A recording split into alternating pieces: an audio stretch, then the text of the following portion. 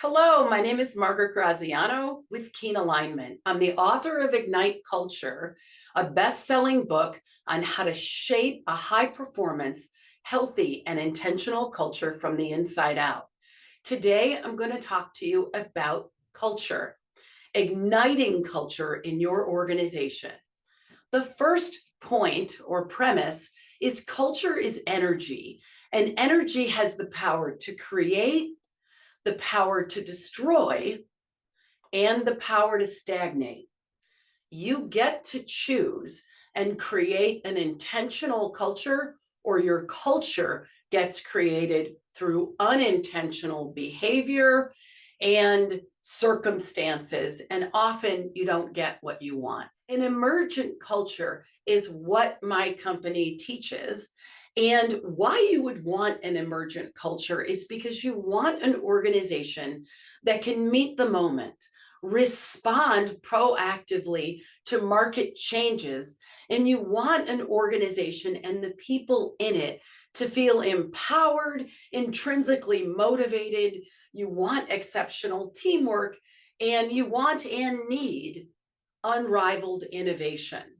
So, an emergent culture always begins with a noble cause. Instead of focusing your organization on meeting the demands and being reactive and achieving goals, while achieving goals is crucial, it can't be the core component. It has to be fulfilling a cause, and we'll talk about that a little later. It has to be an organization where people operate congruently towards that common purpose in a way that people believe that they are part of something bigger than themselves. And they believe that the commitment and the behaviors and the values guide behavior rather than behavior being guided by some reactionary response to a defense or an offensive position. And third, the kind of culture that pulls people in is a culture where people are encouraged, inspired, and trained and guided to optimize their collective genius. So instead of churning through and just getting that work done and feeling like a cog in a wheel, people feel like they can bring their highest and best self to work, and there's the space and the energy to allow that to happen. So when all of those six elements are operating congruently with each other, what you have is an organization that can meet the moment, that can respond to market changes, and that can position itself to be in a market leadership position. Let's dig deeper. There's three core components to creating the kind of culture where people can thrive, the kind of culture where people are set up to win. It begins with the ultimate intent, which at Keen Alignment, we call the noble cause. The noble cause is, well, noble. It's the ultimate intent, the why that the organization exists. The noble cause is never about profit, although without profit, you don't really have a business, you have a hobby. And the noble cause is how your organization makes a positive impact in the world. It's the rally cry, the reason that people come together to do something positive. So we'll get into how to develop a noble cause and what are good and bad noble causes a little bit later. So imagine that you have a triangle, and at the top of the triangle is your noble cause or your intent. The second piece of that triangle is the environment that you create, the mood, the feeling, how people work together, how they contribute, how they collaborate. It's the feeling of what it's like to work there. And then the third piece is the architecture. It's the systems that are put in place, not to control people, but to give people autonomy, to give people the feeling that they can bring their highest and best self. It could be things like your employee life cycle, how they're hired, how they're recruited, how they're brought in, how they're onboarded, how they're trained, coached, and guided. But it's the groundwork, the platform, the formulation of how you do your meetings, how you get things done, how you work together. So you've got the ultimate intent, you have the environment, and you have the architecture. And when those three things work together in sync, and all your managers and your HR department is all operating congruently with your ultimate intent and the environment that you say you want to create, and the architecture's in place, you can't help but win. So let's talk about what it looks like in real time. So let's talk about what it looks like in real time. Moods impact energy.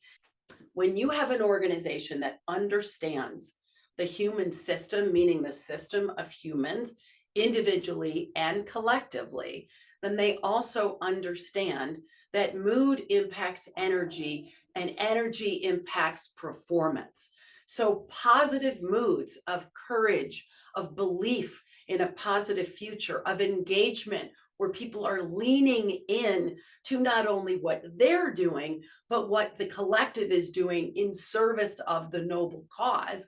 You've got an opportunity to even move into the mood of innovation and even synchronicity. All of those above the line moods open up people's aperture, give people access to consider other people's perspectives, give people the sense of safety and freedom and empowerment. And we all know that that's what everybody wants in their jobs. When they don't have that, when they feel trapped, when they feel constrained, when they feel like they don't have any creativity or self-expression, they don't feel fulfilled and they want to go somewhere else. And this is part of what this quiet quitting or the great resignation is about. So you've got the positive above the line moods. And you can look up mood scale online and there's lots of moods: happy, joyful, celebratory. But we use the 7 levels of effectiveness, and the rungs of that ladder of effectiveness at Keen Alignment we call courage, engagement, innovation, and synchronicity. When you've got those positive moods happening with people individually and collectively, you've got chemicals and hormones in the body like serotonin, oxytocin, the love hormone, and endorphins and dopamine. And when this happens, people just feel euphoria, happiness. And when they're happy, they're 65% more productive than when they're sad. When they're super engaged and even in innovation, 85% more productive. So let's look at moods that don't work, moods that are below the line. Below the line moods are moods like frustration, anger, agitation, annoia. It's my nickname for it. People being annoyed, and they're annoyed waiting to happen. So everything annoys them. Fearful, full of anxiety, this thing you've heard of called the imposter syndrome. But anxiety is when it takes over and it constrains a person from learning, from growing, from trying new things, from giving their all, or just outright hopelessness, just overwhelmed and in deep despair. What happens to moods when we're below the line is, unlike above the line moods, we have adrenaline, cortisol, norepinephrine, not just in regular doses, but in high doses, attacking 3 core parts of the human being: the prefrontal cortex, which is our critical thinker, our executive control station, impacting our organs of our heart and our internals, like the core, like the liver, like the gallbladder, like the stomach. And what happens is when we're in this heightened state of protection, we're not productive. As a matter of fact, the highest level of productivity below the line is 25%, which means 75% of the time we're not productive, we're complaining, we're agitated, we're fighting, or we're protecting ourselves, or we're just kind of frozen in time, biding our time, which is that quiet quitting that you hear about. Now, it's important to know that mood of frustration actually gets things done, but they take out a lot of other people. Literally, they power up over others. They oppose, they perfection people to death. And so the more aggressive the aggressors get, the more passive the passive get. So you could have a decent culture, but maybe you're bad at hiring. And so you hire people who are good people, but they don't fit into your culture. They can't move at the pace. You need them to learn much faster than they are. What happens to those people in an aggressive, high performance culture with an adrenaline bias is they become very, very weak, and they hold the team back, and they cause the aggressors to be even more aggressive. Now, you could have a decent culture where you're high performers and you're getting stuff done and you're knocking on doors and taking names and knocking over obstacles. And what happens is you could be well meaning, but because you're so aggressive and you've got such an adrenaline bias, people just can't keep up.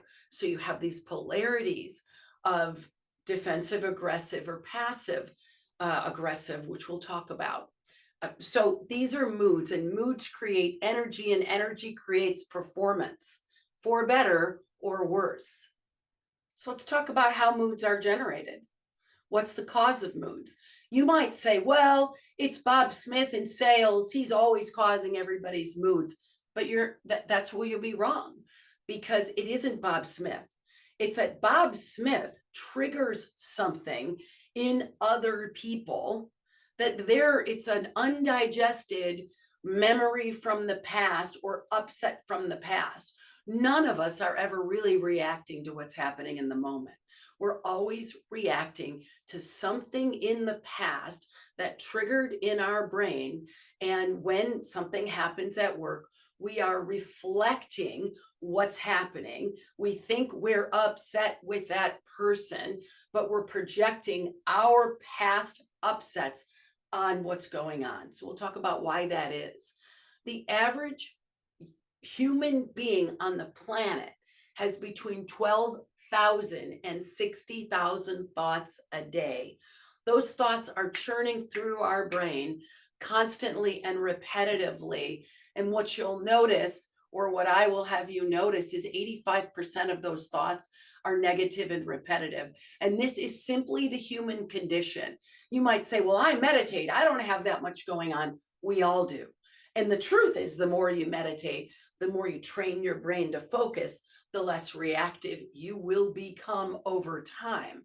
But the average person working for your company has got lots of thoughts churning through their brain all day long, and 85% of them are not helpful. Beyond that, we've got social media, we have messaging, we have news forecasts, whether you're on TV, on the radio, Sirius, or regular FM, AM, and then you have these pings from your phone. The average human being has 140,000 bits of information coming at them externally. And you just watch the news or watch social media, a lot of it's negative. So you've got inside negative thoughts, outside negative thoughts, and your brain can only hold on to 120 bits of information a day. So you've got a lot of excess baggage coming in and inside. So if you understand the human condition, and you understand the human system, the human system of you as an individual and the human system of the people that work for you, what you start to realize is that an unintentional culture is easy to create. Just don't pay attention to it and let people's moods and their behavior and their limiting beliefs create the culture. And then you say, well, that's not what I want. I want an intentional, healthy, high performance culture. And so what we need to do if we want that kind of culture is we need to interrupt the status quo. How we interrupt the status quo is we get real about what it means to live and work in the 21st century. We have more change happening at more of a rapid pace than ever before in our history. We are living in times of great volatility, great uncertainty, great ambiguity, and great chaos. Just look at what's happening in our social system, our economic system, our political system, and our institutional system. We have systemic distrust for the pharmaceutical industry, the healthcare industry, political, I already said medical, healthcare, financial. I live in the Silicon Valley, and we've had a major bank go under right in front of our eyes. And it seems like consistently we've got to be awake and aware that at any given time, something will come our way that will disrupt our business. So if you are awake and aware to that, really since the pandemic, and even before, but the pandemic really spotlighted, holy cow, guys, we got to be ready to aim and fire and shift gears consistently. So the 2020s require organizations that can rapidly evolve. In the tech world, they call it agile. They call it rapid evolution, rapid development. In every world, whether you're in healthcare, technology, manufacturing, distribution, we need to be one step ahead. Even if being a market leader isn't your primary focus, but you'd like your organization and the people in it to thrive, you need to be at the helm of how do I navigate change effectively, fluidly, where people are empowered to thrive in the face of it versus struggle and embrace for the worst. Because when people are below the line, they cannot rapidly evolve. They can't thrive. They can't put their heads together and come up with great innovative solutions. They just brace for the worst, and that's not what any of us want for today. When we've got a culture that is not intentionally created, what we have is constriction, entanglement. Earlier, I talked about that aggressive defensive and that passive aggressive. And you might say, Magi, that's not us. But the truth is, we do a survey called the Ideal Culture Survey. And then we follow it up with an actual culture survey. Now, this isn't the free one that we give on our website that you'll have an opportunity to take anytime you want, and you'll have an opportunity to share it with as many people in your organization as you want. This is a much deeper dive, one that actually costs an investment of your time and money. And what you do is you pass it to your people and you say, what's the ideal culture in a perfect world? If we were rocking it as a culture, what would we have? Well, studies come out that people want constructive culture. They want a culture where it's high achievement across the board. Everybody's pulling and pulling in the same direction, aiming for a common goal. And that achievement is clear and people know how to win. Wouldn't that be what every CEO would want? Well, come to find out, it's what every employee wants too. Secondly, people want self-actualization. They want a culture where they can grow and develop and be their highest and best self, no matter what generation they fit into. They want to feel a sense of fulfillment at work. This is why so many people resigned during the period of great resignation, because they kind of felt like a cog in a wheel. Third priority, and not in any particular order, is this feeling that I'm working for a humanistic organization that gets me, gets what's important to me, and understands that I am unique and have unique ways of being and listening and learning. And the fourth is this affiliative culture that is the exact opposite of this not here. An affiliative culture, which is the exact an affiliative culture, which is the exact opposite of this not. An affiliative culture is where people of differing opinions, different roles, different beliefs, and different attitudes come together to create a commonality, and they come together to solve problems as one. So that's what they say they want.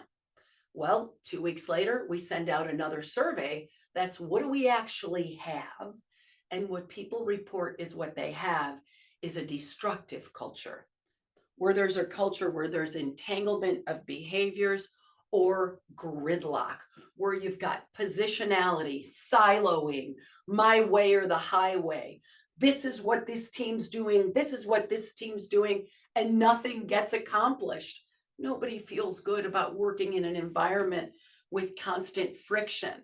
So, in conclusion, the 4 aggressive defensive behaviors that don't work are perfectionism, opposition, competition to the nth degree, and powering up over others. 4 behaviors that don't work on the passive aggressive side is complacency, conformism, I'm only going to do what I'm told, permissive, like I'm going to ask permission and I'm not going to take any risks, and complacency, what that is, just waiting around for something to happen. And the 4th behavior is avoidance. Like, I do something wrong, but I don't tell anybody. I hide out. I just ignore my job, things like that.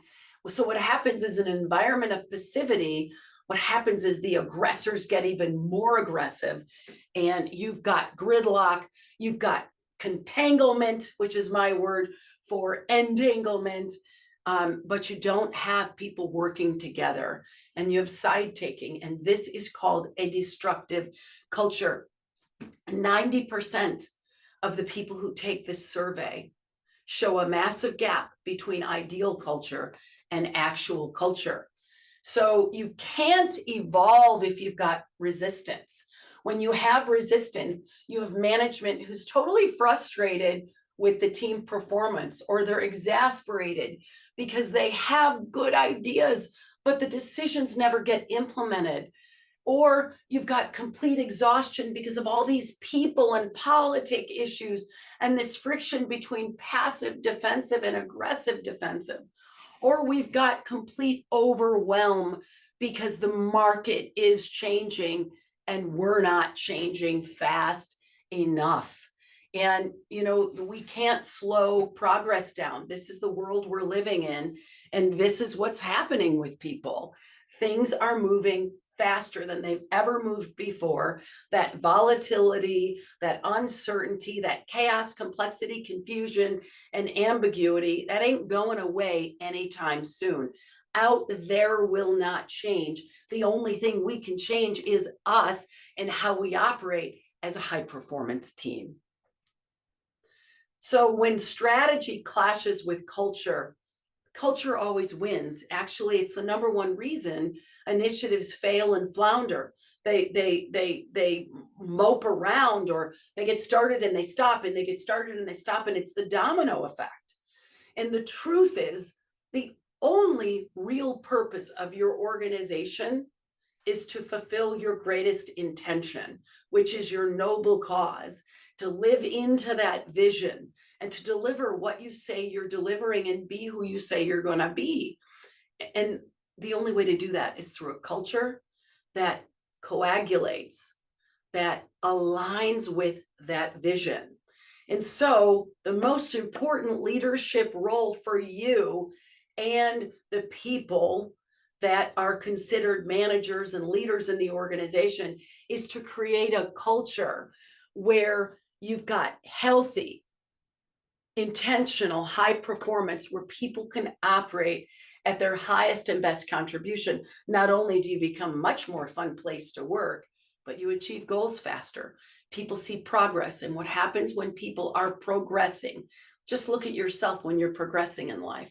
When you set goals and achieve them, don't you feel better? You feel good. You've got endorphins, you've got dopamine, you've got serotonin, you're rocking. You look in the mirror and you're like, you rock. That's the oxytocin feeling. If you know that it works for you, imagine times 10.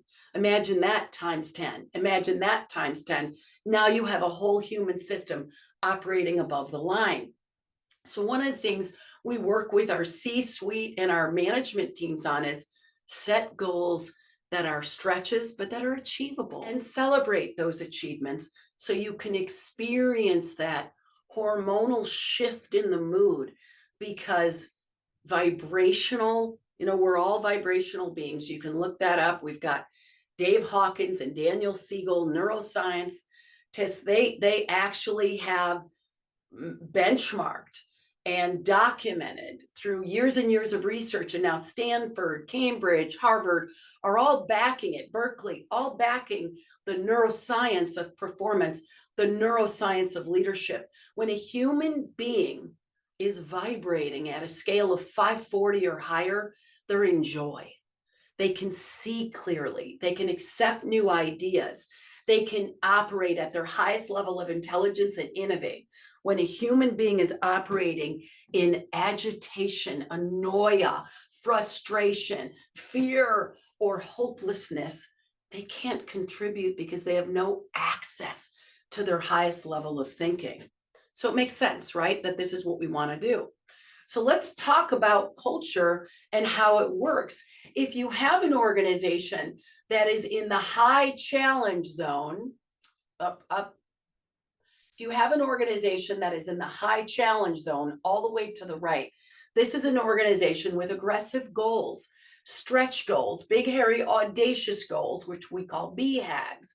They are up to something. They're committed to being market leaders. And you also have an organization that has high level of support up there at the top. High level of support means we're training our people. Our managers are trained as coaches, as guides. We're developing people. We give them resources. We automate the low-level work that doesn't require genius, so people have the time to tap into their highest level of intelligence and be creative and be innovative. If you're in the upper quadrant, high support, high challenge, what you have is a culture catalyst, which means your culture is catalyst for growth and performance. When you have high support and high challenge, you're in the culture catalyst or performance catalyst quadrant. This is where you're always improving culture and always improving performance, and achieving your strategy is inevitable. It just is a foregone conclusion because you're doing all the right things.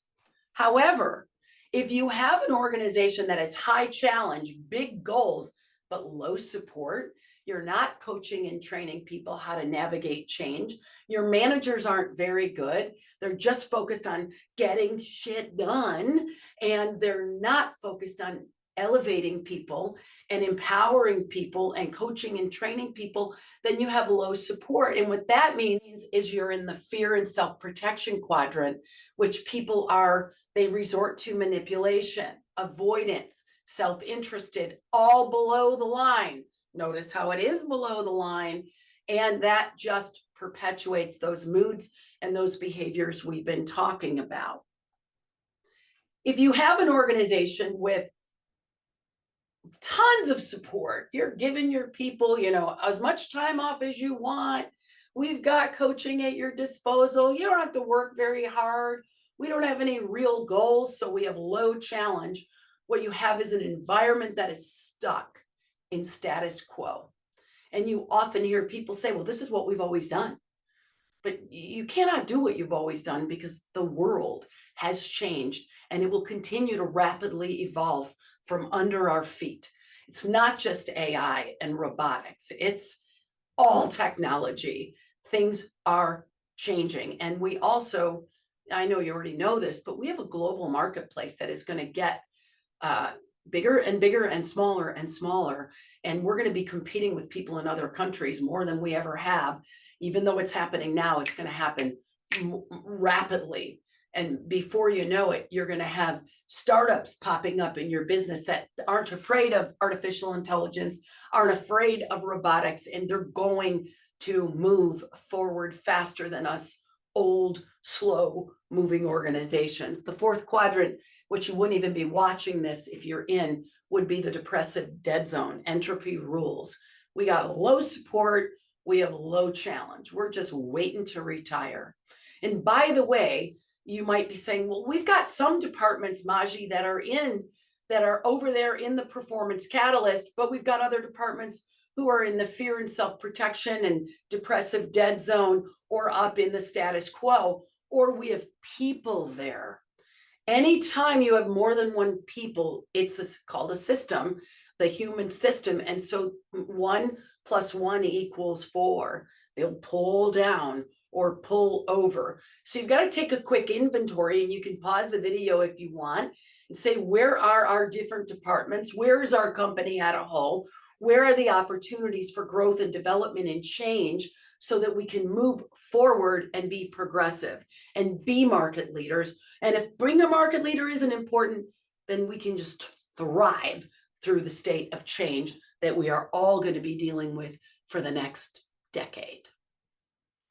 So when you've got a culture of manipulation, of passivity, of defensive aggressive or passive aggressive, when you've got bad attitudes, it's just like fruit. You know, if you put a rotten apple with other apples, those other apples will get rotten.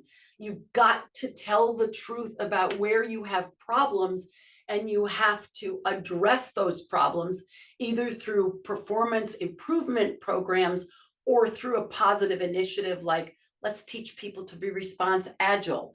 Let's help people navigate effectively through change. Let's address this AI thing head on and look at how we're going to navigate through it. Let's get manager training so our managers are no longer operating through force and aggression, but they're managing through confidence and through enabling people to succeed. What you want is emergence, and emergence is a theory actually from science.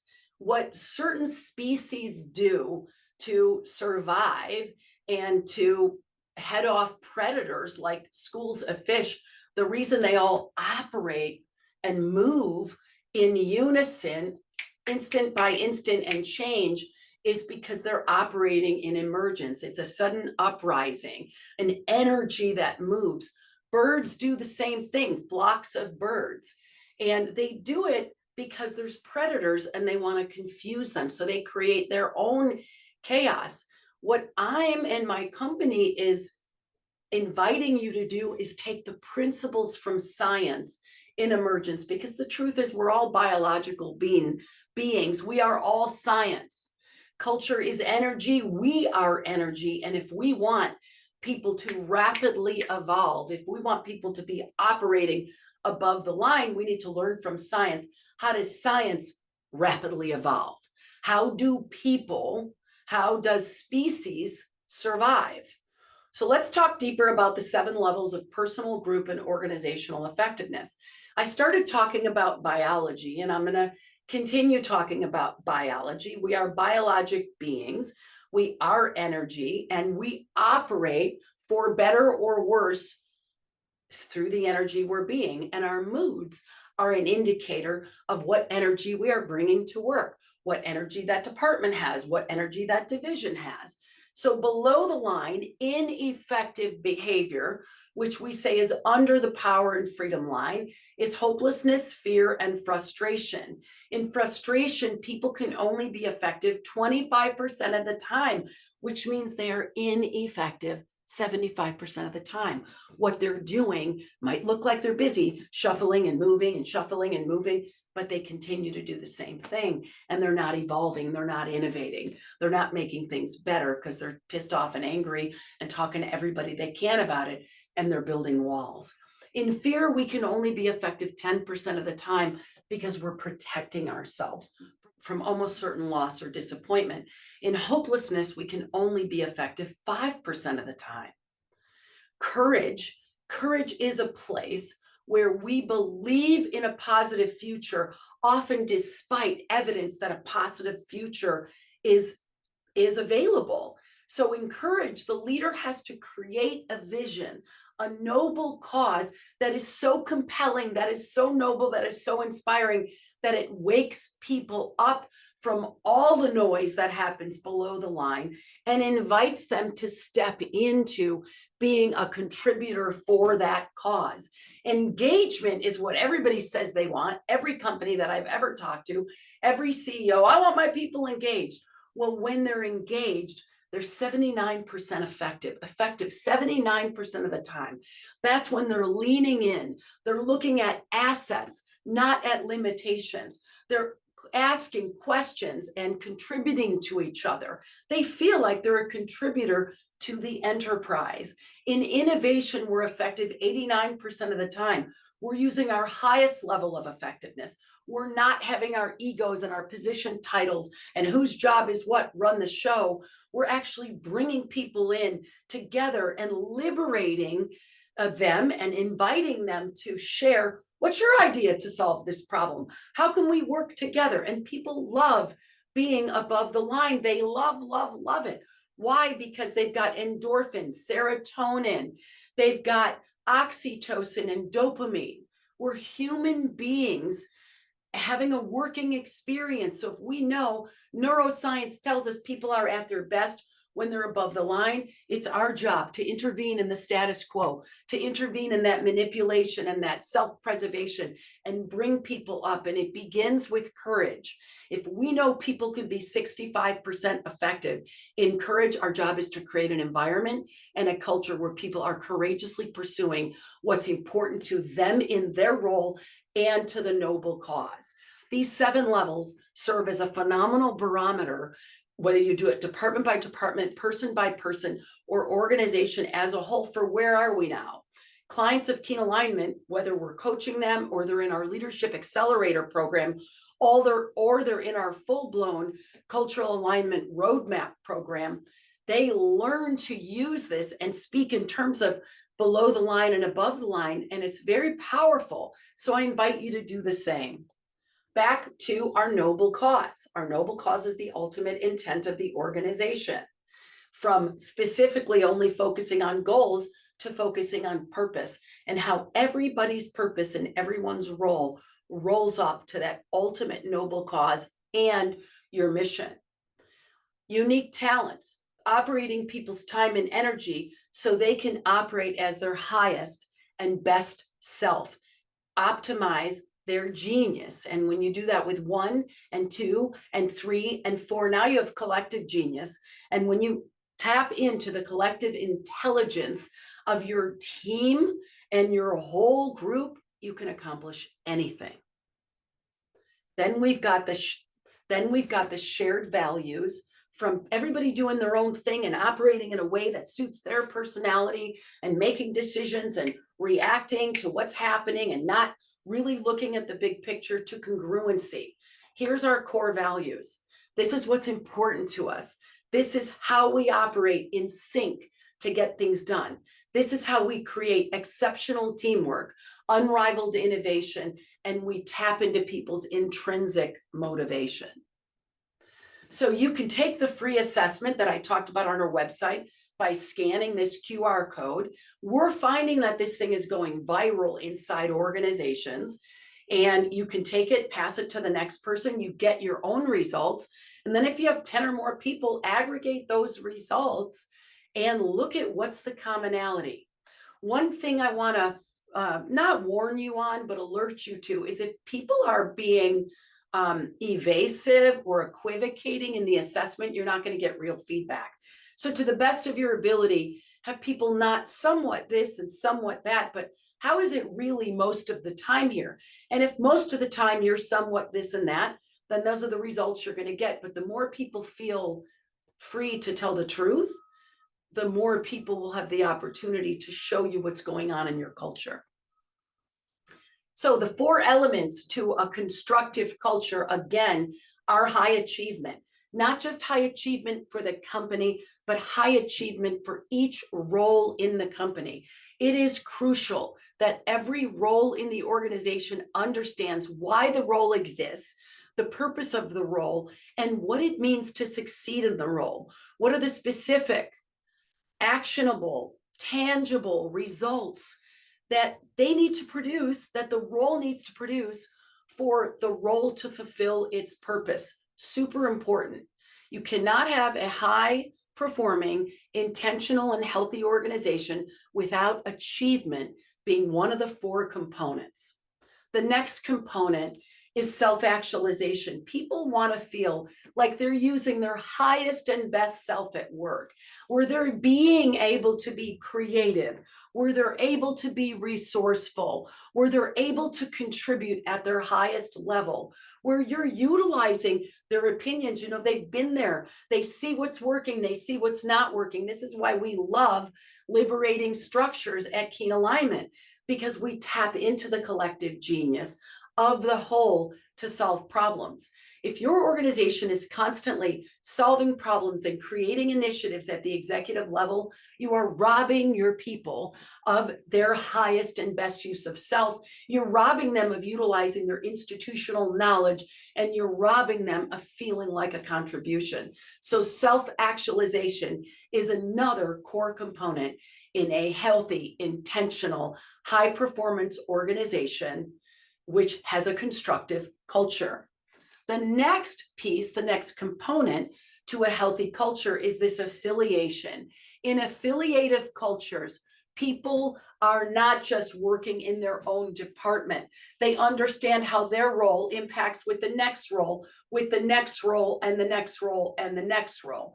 They understand how the team needs each other to work in sync. And they believe they're a team, they operate as a team, and they get together as a team and solve problems as a team.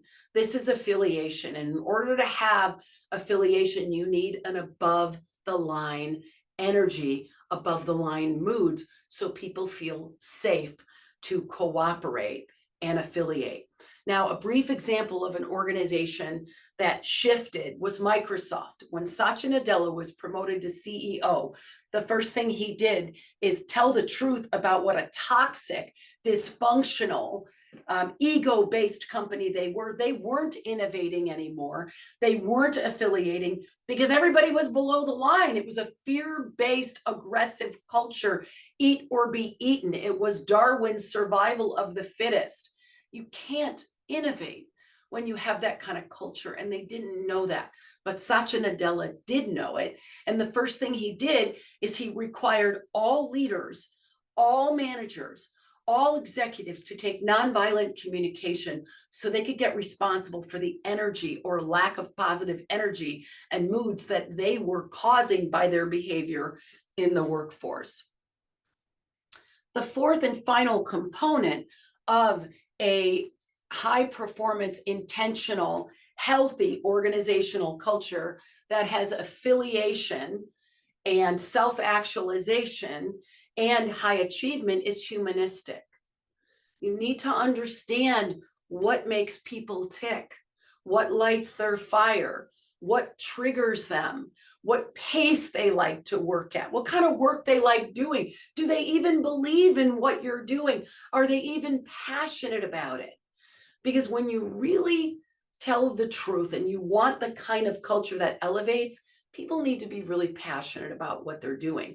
Maybe they're not passionate about your industry specifically, but they need to find places in your industry that they can be passionate about. And your leaders need to understand how to tap into their intrinsic motivation and understand how they operate, how they see the world, what's their view, how do they like to get feedback, how do they like to communicate, what's the best way they learn. That's all part of being a humanistic organizational culture.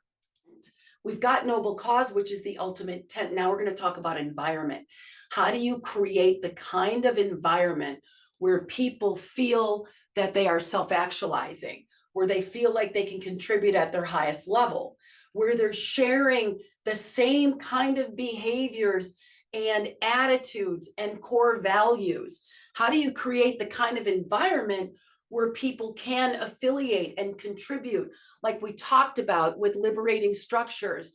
How do you change how you have meetings so people don't feel like they're being talked at, but they're part of something, and that they can bring in their ideas and they feel that they are included in key decisions that impact them?